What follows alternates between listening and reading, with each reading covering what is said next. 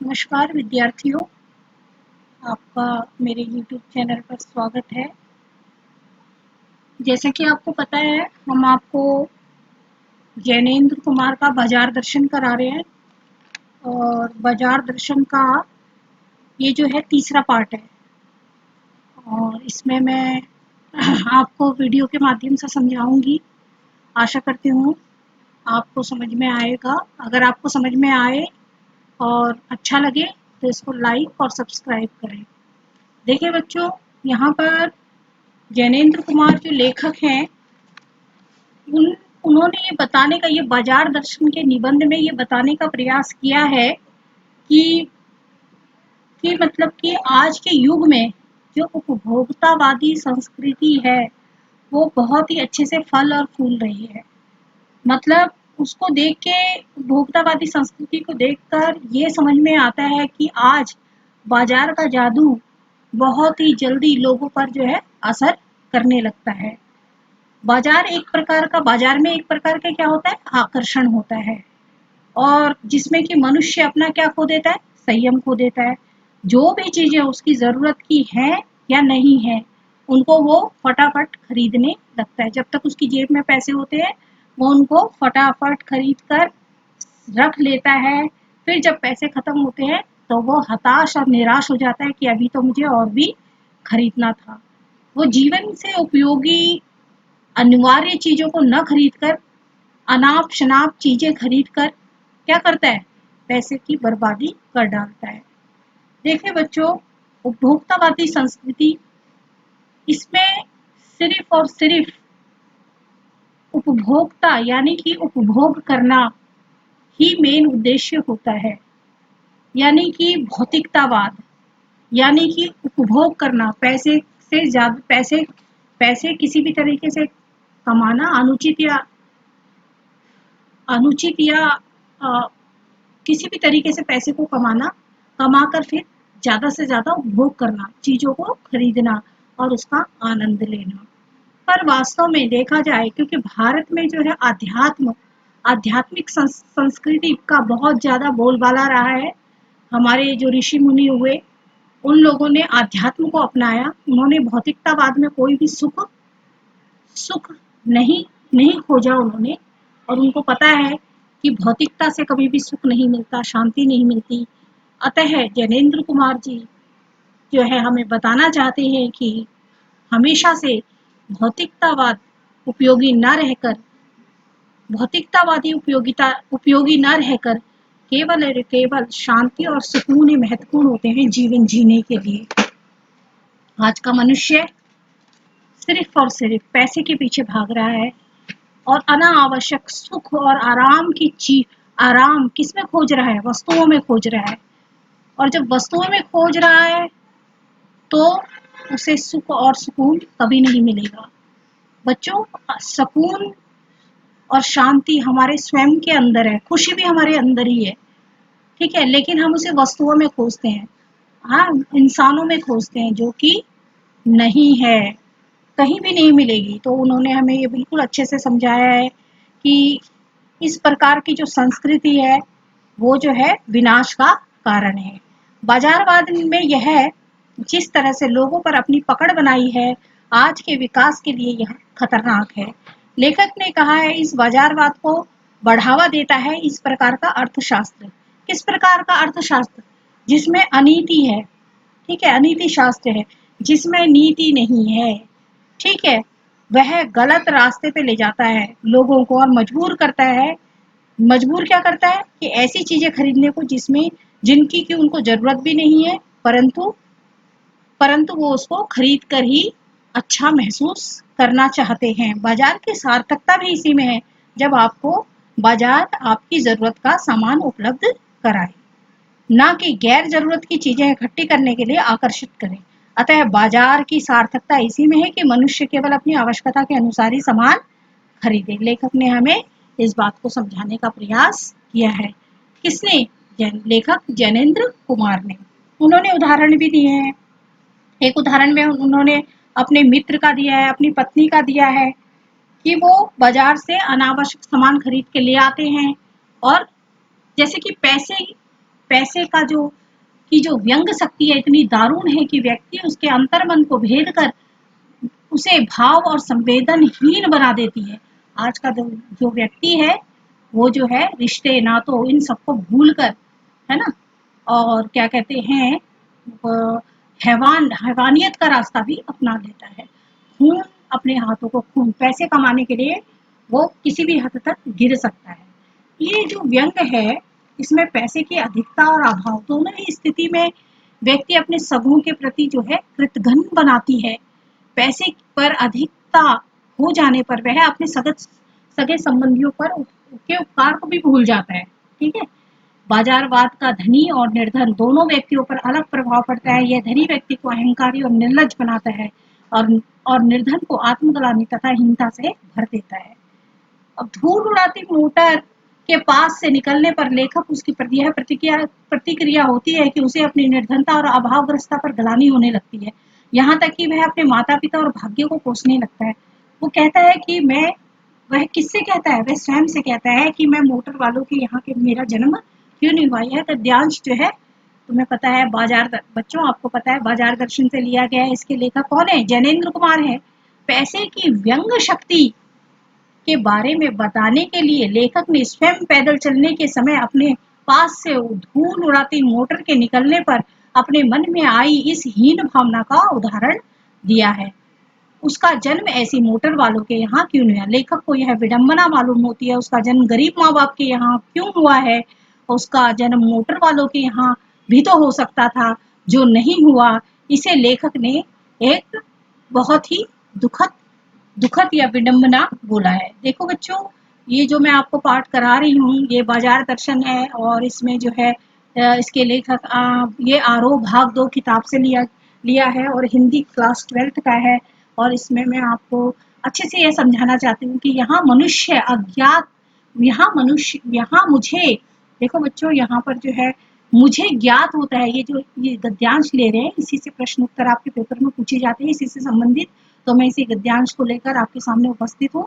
देखो बच्चों, यहाँ मुझे ज्ञात होता है कि बाजार को सार्थकता भी वही मनुष्य देता है जो जानता है कि वह क्या चाहता है और जो नहीं जानते कि वे क्या चाहते हैं। अपनी परचेजिंग पावर के गर्भ में अपने पैसे के केवल एक विनाशक शक्ति, शैतानी शक्ति, व्यंग्य की शक्ति ही बाजार को देते हैं। ना तो वे बाजार से लाभ उठाते हैं, ना उस लाभ को सच्चा लाभ दे सकते हैं। वे लोग बाजार का बाजारूपन बढ़ाते हैं, जिसका मतलब है कि कपट बढ़ाते हैं। कपट की बढ़ती का अर्थ परस्पर में देखिए बच्चों, परस्पर में सद्भाव की घटी।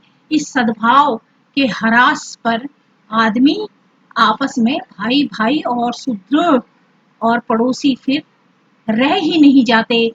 वे आपस में कोरे ग्राहक और बेचक की तरह व्यवहार करते हैं। देखो बच्चों, पहला प्रश्न इसमें से गद्यांश में से बनता है, बाजार को सार्थकता कौन देता है। ठीक है, इसी तरह से आपके पेपर में इसी तरह गद्यांश दे दिया जाएगा, है ना। और जैसे कि यहाँ मुझे ज्ञात होता है कि बाजार को सार्थकता भी वही मनुष्य देता है, फिर इसको डैश डैश करके पूरा गद्यांश दे दिया जाएगा कि बेचक और आपस में कोरे ग्राहक, सबसे ऊपर देखें, आपस में यहाँ देखें कोरे ग्राहक और बेचक की तरह व्यवहार करते हैं। पहला प्रश्न जैसे इसमें से बनेगा, बाजार को सार्थकता कौन दे सकता है, 2016 में पूछा है। फिर देखो परचेजिंग पावर का गर्व किन लोगों को होता है, 2016। बाजार को सच्चा लाभ कौन दे सकता है, 2016।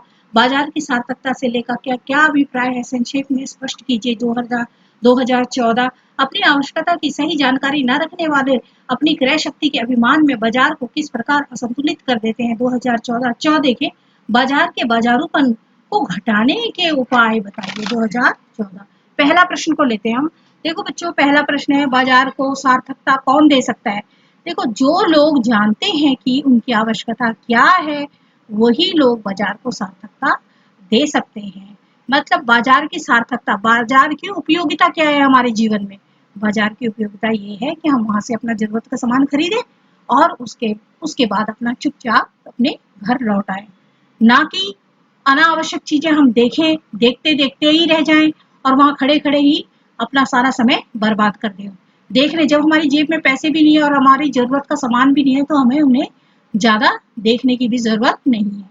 तो बाजार की सार्थकता इसी में है, बाजार की उपयोगिता इसी में है। दूसरा देखें बच्चों, परचेजिंग पावर का गर्व किन लोगों को होता है? बहुत ही महत्वपूर्ण प्रश्न है, 2016 में पूछा गया है। देखें उत्तर देखें, जो लोग अपनी आवश्यकता को सही जानकारी नहीं रखते, उन्हें पता ही नहीं होता, हमारी आवश्यकता लिस्ट नहीं बनाते घर से ले जाके कि हमें क्या चीजें चाहिए और क्या नहीं चाहिए, उन्हीं लोगों को अपनी परचेजिंग पावर यानी क्रय शक्ति का गर्व होता है। जो जो लोग अपनी आवश्यकता को सही जानकारी नहीं रखते, जिन्हें पता नहीं होता हमें क्या खरीदना है, उनकी जेब में पैसे हैं और परचेजिंग पावर का मतलब होता है उनकी जेब में पैसे हैं। जब पैसे होंगे तभी तो उनके पास पावर आएगी, क्रय शक्ति, खरीदने की शक्ति आएगी। सामान को क्रय, क्रय करना खरीदना, विक्रय करना बेचना। आ रहा है समझ में बच्चों? देखो बच्चों, फिर अगला क्वेश्चन आता है, बाजार को सच्चा लाभ कौन दे सकता है? जिन उपभोक्ताओं को अपनी आवश्यकता और क्रय शक्ति का ज्ञान होता है कि मेरी जेब में इतने पैसे हैं, है ना, और वही उपभोक्ता बाजार को सच्चा लाभ दे सकते हैं कि मुझे इतने का सामान खरीदना है और देखते हैं अगर सस्ता मिलता है तो ठीक है, वहां से ले लेते हैं। बाजार की सार्थकता से लेखक का क्या अभिप्राय है, संक्षेप में बताइए। देखिए बच्चों, जिन बाजार की सार्थकता से लेखक का, नीचे देखे घ प्रश्न देखे, बाजार की सार्थकता से लेखक का अभिप्राय आम जन को उचित मूल्य पर उनकी आवश्यकता की वस्तुएं उपलब्ध कराकर उन्हें अधिकतम संतुष्टि प्राप्त करना है। देखिए बच्चों, अगला देखें, आगे देखें, अपनी आवश्यकता की सही जानकारी न रखने वाले लोगों अपनी क्रय शक्ति के अभिमान में बाजार को किस प्रकार असंतुलित कर देते हैं। अब कोई कोई व्यक्ति है, बेरोजगार है ना, कमाई का कोई जरिया नहीं है उसके पास, और मार किसी से पैसे ऐसे उधार मांग मूंग के गया है, बाजार गया है, चाहे वो लेडीज हो चाहे वो जेंट्स हो, अपने किसी रिश्तेदार से या अपने घर वालों से पैसे मांगे उसने, और उसको बाजार से इधर उधर की बेकाम की वस्तुओं को खरीद के ले आया, तो ये बाजार की ये उसकी बुद्धिमता नहीं कहलाएगी कि वो जरूरत का सामान नहीं खरीद के लेके आया है। वो क्या सामान सब खरीद के लिया है? सजावट के लिए लिया है, कपड़े लिया है। जब कपड़े आपके पास ऑलरेडी हैं, तो जरूरत से ज्यादा कपड़े खरीदना भी एक तरह की बेवकूफी है कि जो आपके पास कपड़े हैं तो आप उन पे पैसा बर्बाद ना करें। तो पैसे से क्या खरीदे? बहुत ज्यादा जरूरत है उसी में उस पैसे को खर्च करें। अपनी आवश्यकता की सही जानकारी रखने वाले लोग अपने क्रय शक्ति के अभिमान में बाजार को असंतुलित कर देते हैं, क्योंकि बाजार का संतुलन इसी में है कि वह प्रत्येक व्यक्ति की क्रय शक्ति के अनुसार उसको अधिकतम संतुष्टि प्रदान करे। जो भी सामान वो खरीदे वो उसके के लिए उपयोगी हो, है ना, उपयोगी हो। मान लो आपने बहुत ही महंगी ड्रेस खरीद ली, बहुत ही महंगी ड्रेस खरीदी, वो एक दिन शादी ब्याह में या किसी पार्टी में यूज होगी, उसके बाद उस ड्रेस का कोई भी उपयोग नहीं हो पाएगा, है ना, और उसमें आपके पैसे कितने चले गए? बहुत सारे पैसे बर्बाद हो गए। तो आपको ऐसा नहीं करना, जो बहुत ही जरूरी है वही उसी में आपको पैसे खर्च करने चाहिए। जबकि व्यक्ति अपनी क्रय शक्ति का ज्ञान नहीं होता तो वह अपनी आवश्यकताओं का निर्धारण नहीं कर पाता, और बाजार में होने वाले वह अपनी क्रय शक्ति के अनुसार अपनी संतुष्टि की चीजें नहीं खरीद पाता। ग्राहक के पास पैसा भी हो और उसे चीजों की आवश्यकता भी हो, फिर वह बाजार से वस्तुएं ना खरीदे। भला भला बाजार का इसमें सबसे बड़ा असंतुलन और क्या हो सकता है? इससे क्या होता है बच्चों? बाजार का असंतुलन, जो जिस व्यक्ति को उस चीज की जरूरत है उसे वह सामान नहीं मिलेगा। देखो बच्चों, जिन चौ प्रश्न देखे बच्चों, बाजार के बाजारूपन को घटाने के उपाय क्या हैं? देखिए इसमें देखें बच्चों, बाजार के बाजारूपन को घटाने के लिए सबसे मुख्य उपाय तो यही है कि बाजार के प्रत्येक उपभोक्ता को उसकी क्रय शक्ति का ज्ञान कराया जाए, उसे उसकी आवश्यकता की वस्तुएं सर्वत्र सुलभ कराई जाए। उसके मतलब कि बाजार के बाजारूपन को उठाने के लिए सबसे जो उपयोगी चीज है वो यह है कि उपभोक्ता जो उस सामान को खरीदता है उसे अपनी क्रय शक्ति का उसे ज्ञान होना चाहिए कि मेरी जेब में 500 रुपए पड़े हैं तो मुझे उसी के अनुसार अपनी आवश्यकता की चीजों को लेना है और उससे फालतू का खर्च नहीं करना है। जो कोई गृहिणी है तो उसे घर के सामान खरीदने चाहिए, जैसे सब्जी खरीद ली, है ना, सब्जी खरीद ली और अब घर की जो जरूरत का सामान है वो ले लिया। ये नहीं, बाजार में गई और अनावश्यक वस्तुएं खरीद के लिए आए, कपड़े खरीद के लिए आए, अनावश्यक चीजें, उनकी जरूरत भी नहीं है, उन चीजों में पैसे बर्बाद कर दिए और फिर आपका क्या होगा, खाने पीने की चीजें रह जाएंगी। अतः बुद्धिमता से आपको क्या करनी चाहिए, शॉपिंग करनी चाहिए, सामान खरीदना चाहिए। ये नहीं बाजार के जादू चलने पर या आकर्षण होने पर उल्टी फुल्टी चीजें, अनाप शनाप चीजें खरीद कर घर भरना नहीं चाहिए। ये बुद्धिमता की निशानी नहीं है। देखिए बच्चों, प्रश्न देखिए इसमें क्या पेपर में आ सकता है। देखो, बाजार का जादू चढ़ने और उतरने पर मनुष्य पर क्या क्या असर होता है, इसको इस तरह भी पूछेगा। देखो, बाजार दर्शन पाठ के आधार पर बताइए कि व्यक्ति किस रूप में बाजार का जादू का असर करता है 2011, और बाजार जादू का मनुष्य के दैनिक जीवन पर क्या असर पड़ता है 2011। बाजार का जादू चढ़ते समय मनुष्य की जेब क्या होती है, अधिक से अधिक खरीदारी करने के लिए जेब पैसों से भरी होती है, किंतु जादू उतरने पर अनुभव होगा कि वस्तुओं की अधिकता आराम तलबली में सहायक नहीं है, यह जीवन में विघ्न उत्पन्न करती है। ये जीवन में विघ्न उत्पन्न करती है। जितने ज्यादा कपड़े होंगे उनको उतना संभाल के रखना पड़ेगा, उनके लिए वैसी ही व्यवस्था करनी पड़ेगी, है ना। नहीं तो क्या होता है, चूहे कुतर देते हैं, सामान की उनका रख रखाव में परेशानी आती है। इसलिए बहुत ही लिमिटेड, जितने भी बुद्धिमान लोग हुए हैं, एपीजे अब्दुल कलाम साहब का नाम ले तो उनके पास 3 ही जोड़ी कपड़े थे। 3 ही जोड़ी कपड़ों में उन्होंने अपना जीवन का यापन किया। घनश्याम दास टाटा, है ना, बिरला, उन्होंने भी चार जोड़ी कपड़ों में अपना जीवन का अपना जीवन चलाया। और मार्क जुगरबर्ग, जिनके पास केवल 7 जोड़ी कपड़े होते थे बस, जबकि वो दुनिया के सबसे अमीर व्यक्ति हैं, अमीर दुनिया के नामी व्यक्ति हैं। तो इसलिए हमें वस्तुओं की अधिकता नहीं करनी है, हमें सोच समझ के वस्तुएं खरीदनी है। मैं एक ही बात कहना चाहती हूँ, एक ही संदेश देना चाहती हूँ बच्चों को कि ये पाठ आपके जीवन के लिए भी बहुत ज्यादा उपयोगी है। जैसे जैसे आप जीवन में आगे बढ़ोगे, है ना, अभी आप जैसे 12वीं के पेपर दोगे, उसके बाद आगे कॉलेज में जाओगे, हमेशा ये पाठ जो है आपके लिए जीवन में महत्वपूर्ण रहेगा। ठीक है। अगला प्रश्न देखिए, बाजार में भक्त जी के व्यक्तित्व का कौन सा सशक्त पहलू उभर कर आता है? क्या आपकी नजर में उनका आचरण समाज में शांति स्थापित करने में मददगार हो सकता है? देखें बच्चों, बाजार में पहुंचकर भगत जी पूर्ण संतुलित रहते हैं। देखा, वो जो है लेखक के पड़ोसी हैं और वो पूर्ण रूप से संतुलित रहते हैं। बाजार का जादू उन पर कोई असर नहीं करता, क्योंकि वे खाली मन से बाजार नहीं जाते, वो यह सोच कर बाजार जाते हैं कि उन्हें क्या लेना है। उन्हें काला नमक लेना है चूरन बनाने के लिए, जीरा लेना है, वो पंसारी की दुकान में जाकर केवल यही चीज खरीदते हैं और वापस आ जाते हैं और फालतू की चीजें नहीं देखते। बाजार में भक्ति जी के व्यक्तित्व का सशक्त पहलू उभरता है कि उनको अपने मन पर पूर्ण नियंत्रण है। बाजार का जादू उनके मन पर नहीं चलता, उनके मन पर कोई असर नहीं करता। यद्यपि वो पढ़े लिखे नहीं है ना, लेखक फिर भी उनको श्रेष्ठ व्यक्ति मानता है, उनसे प्रभावित हो जाता है। क्यों प्रभावित हो जाता है? क्योंकि वो बाजार से ऊट पटांग सामान नहीं खरीद के लाते। दिखावा कौन लोग करते हैं बच्चों? दिखावा हमेशा छोटा व्यक्ति करता है, गरीब व्यक्ति करता है ना। पैसे वाले अमीर व्यक्ति जो है दिखावा नहीं करते। ठीक है, उनके वो कुछ भी पहन ले, वो एकदम अलग ही दिखते हैं। समझ में आई बात? तो हमें दिखावा नहीं करना। ठीक है, मेरी दृष्टि में भगत जी का आचरण समाज में शांति स्थापित करने में सहायक हो सकता है। कौन कहता है? लेखक कहता है। मेरा ऐसा सोचने का कारण यह है, तब लोगों में अनावश्यकता प्रतिस्पर्धा भी नहीं होगी। लोग एक दूसरे से ईर्ष्या नहीं करेंगे, मेरे पास ये चीज नहीं है, उसके पास चीज है, या उसने इतनी महंगी साड़ी पहनी है, मैंने नहीं पहनी है। इस प्रकार की ईर्ष्या द्वेषहीन भावना लोगों में नहीं आएगी। वे व्यर्थ की वस्तुएं नहीं खरीदेंगे। आपसी जो ये ईर्ष्या है, द्वेष है, वैमनस्य है, यह आपस में समाप्त हो जाएगा, ऐसा लेखक कहता है।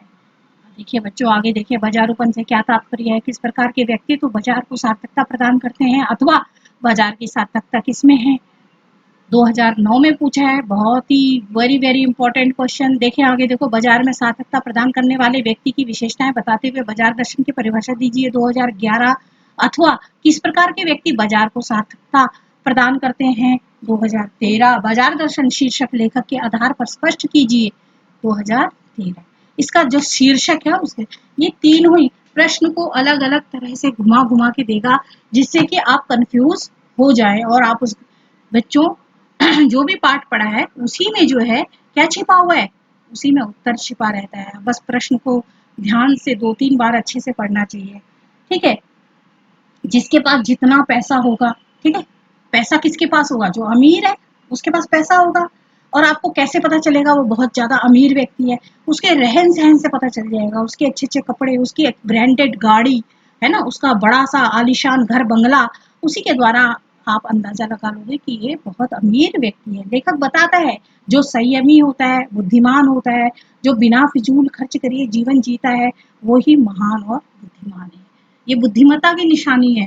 ठीक है बच्चों, देखिए बच्चों, बाजार बाजार किसी लिंग जाति, जहां, देखो बच्चों पहले ये वाला क्वेश्चन देखेंगे, जहां सद्भाव ना हो, भाईचारा ना हो, केवल ग्राहक और बेचक का संबंध हो, वहां बाजारूपन आ जाता है। बाजारूपन की एक ही हानि, को दूसरा अपना लाभ समझता है, व्यवहार में कपट रहता है। बाजारूपन में आवश्यकताओं का आदान प्रदान नहीं बल्कि शोषण होता है। किसी कोई व्यक्ति आया, उसके कपड़े देखे, थोड़े गरीब गरीब से लगा, उसको 10 रुपए में चीज बेच दी। वही व्यक्ति थोड़ा बन ठन के आया, उसको 50 रुपए की चीज बेच दी।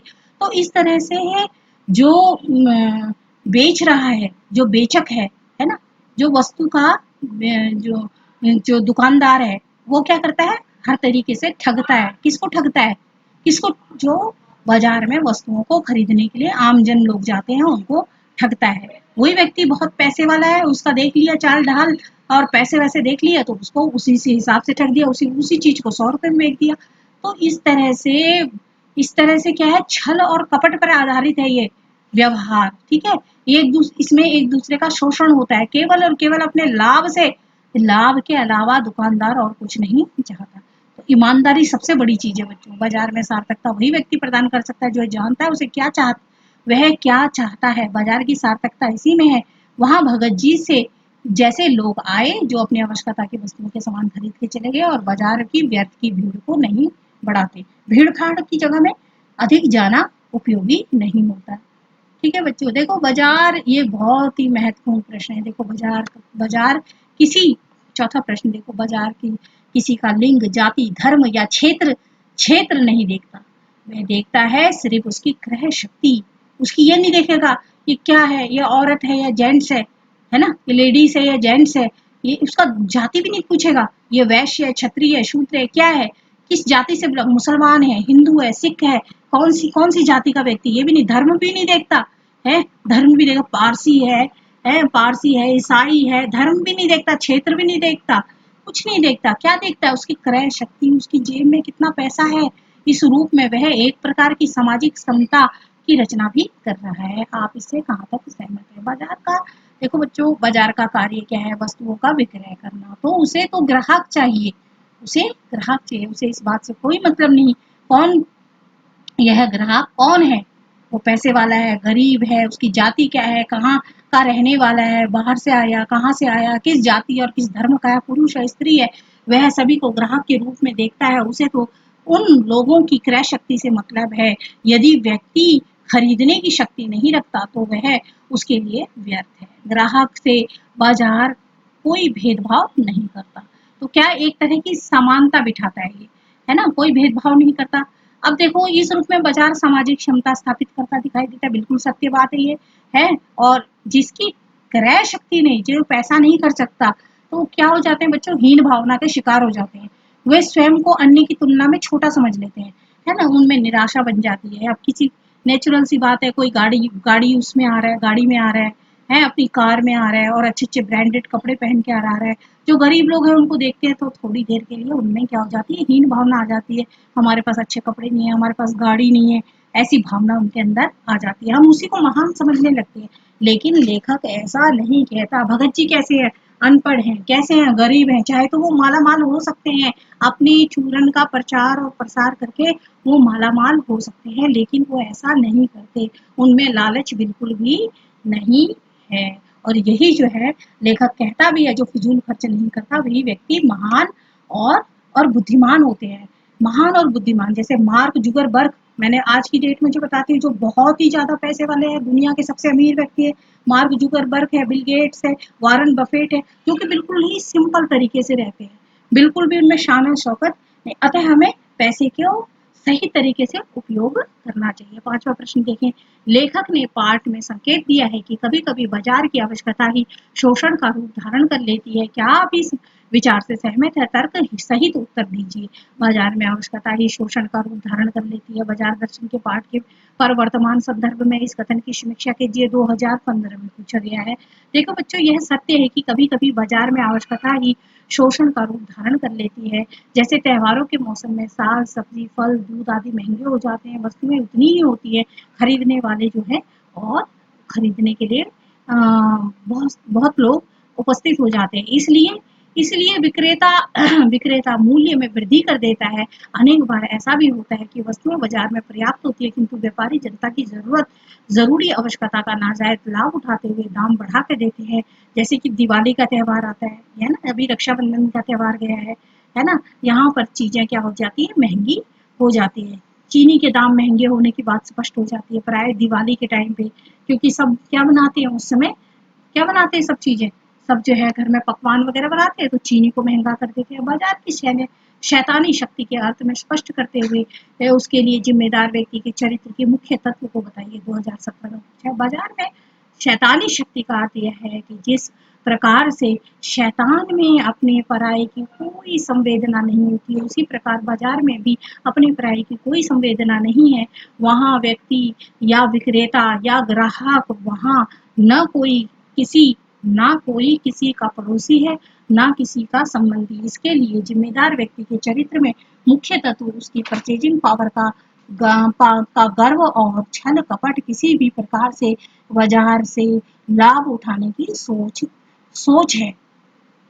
क्या करता है व्यक्ति? परचेजिंग पावर, है ना, उसको उसकी जेब में पैसे रहते हो, ये नहीं पता उसका चरित्र कैसा है, कैसे कैसे व्यक्तित्व का व्यक्ति है, उसके अंदर एक तरह की क्या है, शैतानी शक्ति है ना, जो जो जो किसी के प्रति संवेदना नहीं रखता, है ना, मनुष्य मनुष्य का ही दुश्मन बन जाता है। ठीक है, आपको बात समझ में आ रही होगी, आशा कर रही हूँ। देखो बच्चों, इसी के साथ ये जो है जैनेन्द्र कुमार का बाजार दर्शन जो है आपका समाप्त हो गया। मैंने पहले ही बताया, वो एक मनोवैज्ञानिक लेखक हैं कथा साहित्य में, है ना, और इसके साथ ही जो है उनको जो है वैज्ञानिक साहित्य का जन्म, मनोवैज्ञानिक जीवन का विज्ञान, यानी उनके उपन्यास भी लिखे हैं, उनमें है उनकी जो बहुत सारी कहानियां भी हमें दिखती हैं। वो गंभीर चिंतक रहे हैं और उन्होंने गांधी जैसे सिंपल लिविंग हाई थिंकिंग, है ना, गांधीवादी विचारधारा से वो बहुत ज्यादा प्रभावित रहे हैं। ठीक है, और एक चीज और बताना चाहूंगी बच्चों, आप जो है इसमें खूब अच्छे से, है ना, हमें क्या करना चाहिए, इससे हमें शिक्षा भी मिलती है कि हमें अकारण बाजार ना जाना चाहिए, नहीं जाना चाहिए, अनाप शनाप वस्तुएं नहीं खरीदनी चाहिए।